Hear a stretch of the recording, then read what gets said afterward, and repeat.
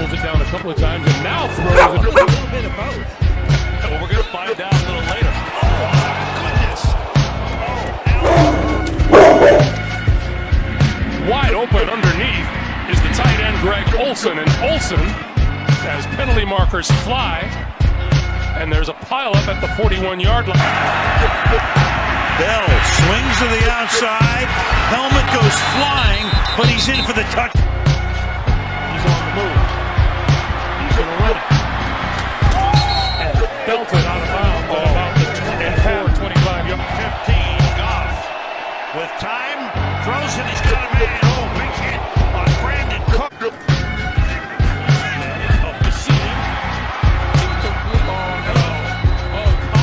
The 37-yard line. Brady stepping up.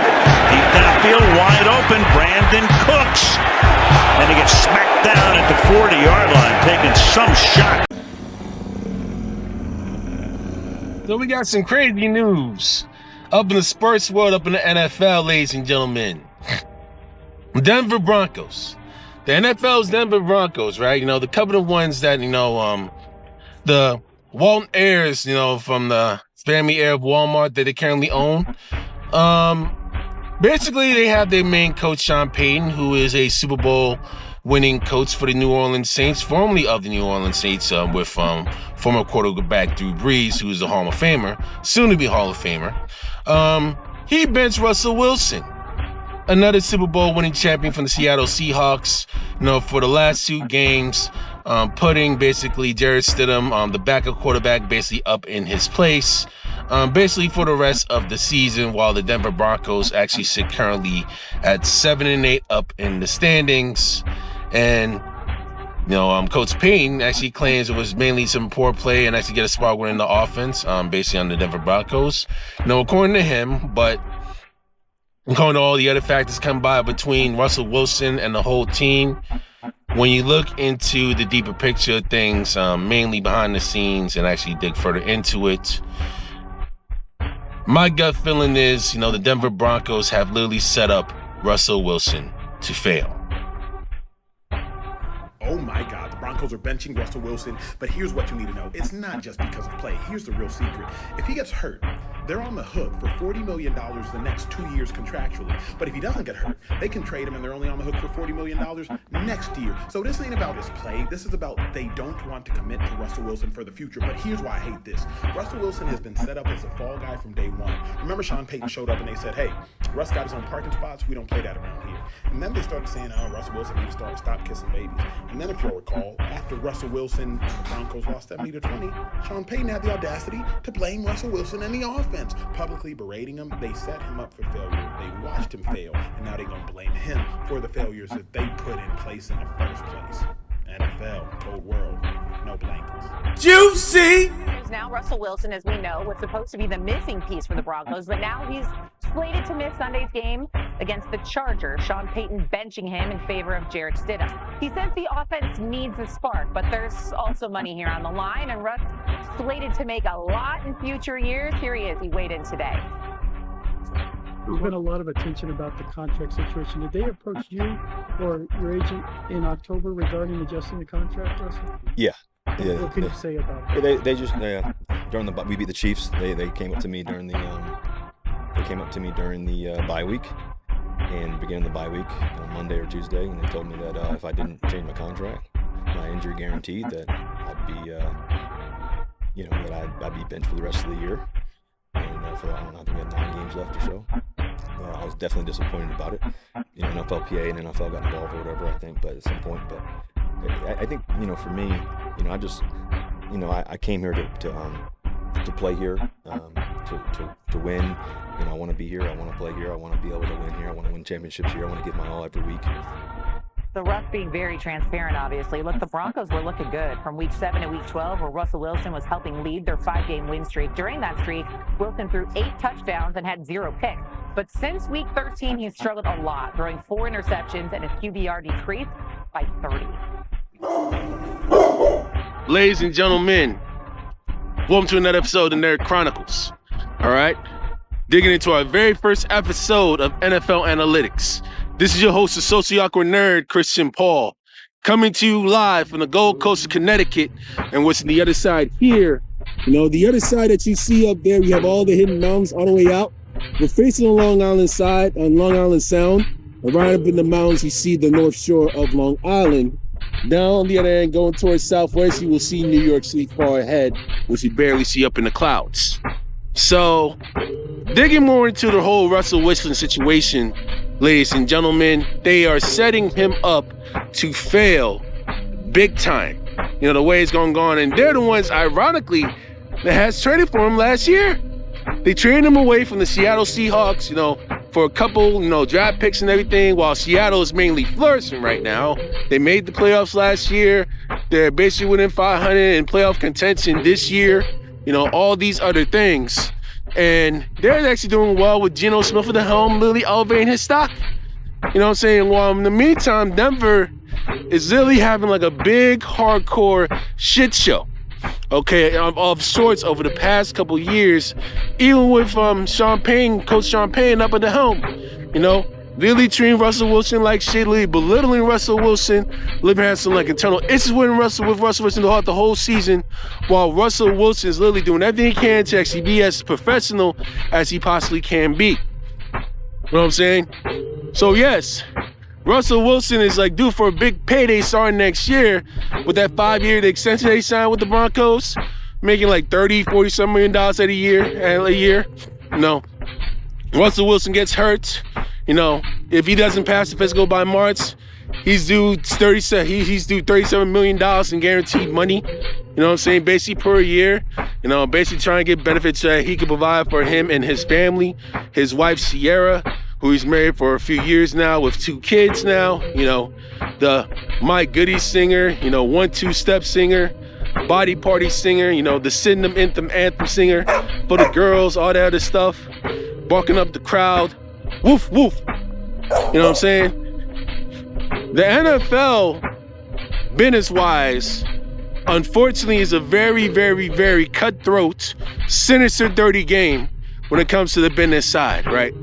They'll try and actually come by towards, the self-proclaimed franchise player, that makes the most money and everything, makes a bunch of millions of dollars up in the 8 figures a year and everything, and they may want to try and have him try to reduce some of his money so that they could actually try to clear up some cap space and maybe get some more players to try and help sacrifice for the better team. But yet the owners actually mainly run the team, don't want to actually pay extra tax money or actually sell out more money. They actually try to pay out the salary cap or the luxury tax, just so they can actually try to stay more competitive. And we got Jerry Jones that's more than willing to do that. You can have Woody Johnson up the New York Jets is willing to do that. And Jay Jones, he's going on the Dallas Cowboys. The Mariners are more than willing to do that because they're up in the New York market. LA markets, LA Rams, LA Chargers. They're in a big media market. Philadelphia Eagles, big media market. Chicago Bears, another huge media market as well. New England Patriots up in the Boston area, big media market. Washington Commanders, large media market. Miami Dolphins, a large media market. Those type of markets they can basically have when it comes to money and everything. And when you have these types of big disputes between, management and ownership and players, these types of things can literally rock the world. These types of issues can literally rock a franchise. But, it's like whenever a coach actually comes by and, the players more than willing to actually sacrifice some money, actually give for the better team, they'll actually try to praise him, saying that he gonna win none. But yet the moment that he refuses to actually like deal some sort of deals and actually get more concerned with money and everything, this way he can try to live for his or her, basically his family that he's trying to mainly build. He's trying to actually try and get his family a better position financially. All these other things. All of a sudden, a lot of people in the mainstream media are actually going to try and tout him as selfish. They're going to tout him as, he's not caring for the team. But yeah, it's like the billionaires that's not even willing to pay up much more. And in certain situations, depending on locations, depending on like what market the city is in, that can factor in as well. But All these billionaires, there's no real smoke for them, which is really, really, really interesting for me after actually finding these things out. So let's take Tyreek Hill, for example. Okay. Tyreek Hill, Super Bowl winning champion of the Kansas City Chiefs, elite wide receiver, formerly of the Kansas City Chiefs, he wanted to actually literally stay. And then when it came time for the contract extension, looking to see if he could try to get a max deal as best as he can, Kansas City Chiefs were actually willing to actually give him that max deal and try and pay him to he also deserves. And take note, Patrick Mahomes actually received that max deal at the time as well. He's still winning the rookie deal as well. So they were concerned with actually dealing with that. So as a result of these things, the Kansas City Chiefs traded Tyreek Hill down to the Miami Dolphins for some draft picks and change to try and get some cheaper investments. See if they can actually draft some cheaper receivers that can actually try to somehow replicate Tyreek Hill's speed and everything. And unfortunately, even though the Kansas City Chiefs actually won another Super Bowl recently and they are the defending Super Bowl champions, they're having some issues actually dealing with the young receiver core and all these mistakes up on offense that got them in the position that they're currently in literally right now. Excuse me, ladies and gentlemen. So deal with that, and not only that, Kansas City is a small market team, whereas Miami is a large market team. Not only is Miami a large market team, it's also a global city.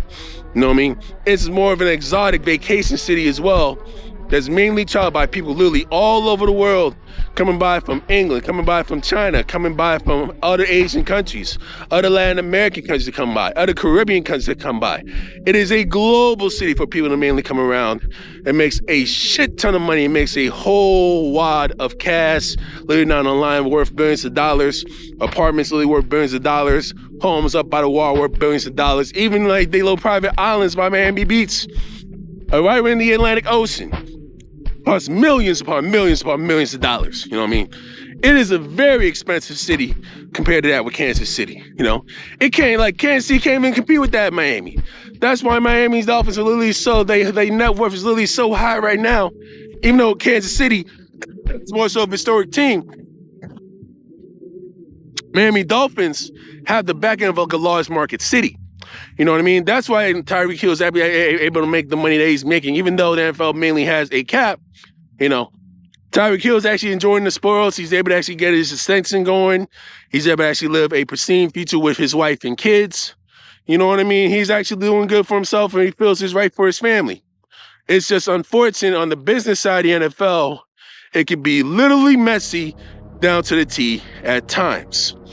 And what we're going to do, ladies and gentlemen, is to dig into some data that I've mainly found when it comes to these visualizations. I've actually ran some data and some numbers based off those things when it comes to contract values and, the average contract the player makes, basically on the years over a couple decades from 2000 to 2022, and how each and every player, depending on how well they're performing, they speak with their agent and actually try to see what's the top gun that I can try to find. What is the best market price for my value, for my performance? How can I actually try to get with that with the numbers I'm mainly seeking for a team that's looking to want me? How much am I willing to go get paid by them in that? And what's the stipulation behind the scenes behind that? And again, the stuff that I'm finding excludes, hidden stipulations like injury surpluses, other incentives you gotta be dealing with when it comes to statistics as well. That's excluded off that. But we're gonna actually try and dig into the market and see why they rely on these types of numbers and try and maintain their worth to try and make their demands towards those owners in the NFL, on why those owners on where all the market, how much they're willing to pay, how much they're willing to cough up, and how they're actually trying to find a way to try and somehow either utilize those numbers and try and get certain players paying who they like, or they can actually try and finesse certain players, try and use them as cover to try and get them up out of here. Some slimy stuff, ladies and gentlemen, which we will be digging into very, very, very short. Sean Payton has behaved as a thug since he became the coach of the Denver Broncos. Immediately when he gets in the building, he starts to undercut Russell Wilson personally and professionally from his first press conference on. He tells Russell Wilson, you have to stop kissing babies, stop behaving as if you're running for office. Nobody kissed more babies in New Orleans than Drew Brees. We watched Sean Payton in New Orleans for a decade and a half never treat his quarterback this way. And so now as you move through and you hear about the phone call, you hear about talking to his representatives, about restructuring or doing whatever they wanted him to do to the contract, this was just a means to an end for Sean Payton. I don't believe there was a thing Russell Wilson could do to make Sean Payton like him. I think from a personality standpoint, it was a bad match. I think schematically, it was a bad match. But my point is this. Let's hold Sean Payton to some sort of professional accountability. All right, so ladies and gentlemen, I want to do a deep digging with the analytics on NFL players and their contract transactions, and basically the value of their contracts basically per position. So we look at each individual that has their contracts mainly throughout the years and see what's their highest value and all that other stuff, right? So you actually go down and you scroll through all these variables and values they see up here. Basically see how much the value has gotten and basically how much has increased over basically a period of time. And you basically see the highest paid contract during those years for each player. So for instance, if we go down to this little player here, Akeem Spence, based around 702, they basically signed like a very high paid amount. If we look at all these graphs that you see here and show the actual value and net worths that you see down below on each player, it will be like a good glimpse on how agents and players would mainly try to monitor their market value and see how well their performances did and how well they're worth based on the performances that they have made during the season, whether they're like a starter or they're a rookie or they play up in special teams. Now I have other graphs I would like to discuss with you that's really a bit more clear on this one here that will actually discuss huge impacts on, the whole NFL finance system or the NFL contracts that they have here when it comes to getting their new deals and all these new signings and all this other jazz. Ladies and gentlemen, we now have some more thorough descriptions on the current values by year of the guaranteed money by position of an NFL from 2000 to 2022. And we know about the TV revenue that's rising up in the league as well. That actually plays an impact as well as inflation. Always take note of that. So by position, you see the top positions up in the league. Center, cornerback, D-back, defensive end, all that other stuff. And you're seeing all of these values that can range from 2000 all the way to 2022. Basically showing the value that's up in the dollars based on position. Based on how much money they actually guaranteed within that date for within the range of years. But what it does not show, ladies and gentlemen, is basically the term on the contract that has been shown. That's the only disadvantage that they mainly have up there. Again, a good start for any player or agent to mainly read to see how hot the market is and how much they mainly going and how impactful they could go by. So you have like the guaranteed money that's up in there, and you got like the guaranteed norm, basically with like the normalized function that's on average. So the millions, that's basically in terms of millions of dollars that's shown. The quarterback, we know about the $230 million of guaranteed money they have per year, depending on the number of the quarterback. That's basically deals with the impact that players are mainly looking at as well. This is something to mainly point out, ladies and gentlemen. All right, ladies and gentlemen, we are actually digging more into the market value of the actual money that's being presented that's guaranteed and non-guaranteed, depending on incentives, that the player has to deal with and all that other jazz, or if they get hurt, or they deal with other insurance stuff and other stipulations that they gotta go through. And also, and this is done on by position, ladies and gentlemen. Please take note. Right, so for instance, I go for a player that had a yearly contract that was signed in 2021 that has a value of $62 million. And all these numbers that you see up here on the top is basically in the millions, and the value norms is basically within average, right? So the value is up like around $62 million that was signed around 2021 for around the length of the years. We don't know how long the term is. It's not fully disclosed up in that graph. It hasn't even been discussed up in that graph at all when they had the initial data set that they have going on. And again, you don't think players see this? You don't think players actually do for new deals? They see this? You don't think, agents of representing players don't see this type of stuff? They do 100%, and especially up in the quarterback position where they actually get paid the most money over literally a period of time. You got the highest paid salary up in 2020, $450 million. God knows how long the term is going to be. You don't think a quarterback is going to feel some type of way based on how well he's performed over the past few years? You think they're not going to be affected by that? Come on, man. You think Russell Wilson, for instance, if he was able to look and have his agents compare all these numbers and values of what really tests the market, and basically follows the advice of his agent, you don't think he's naive to basically what he's seeing and all the statistics that he's mainly getting when it comes to business? You don't think owners actually look at these things? You don't even think owners look at the market and basically look at all the caps and what they can mainly afford for their team and see whether or not it's really worth actually paying them to be our future player that could literally take us over the next level for the next couple of years? You don't think owners mainly see these things? General managers, presidents, you don't think they don't see these types of things? Come on, man. You know what I'm saying? I'll rest my case.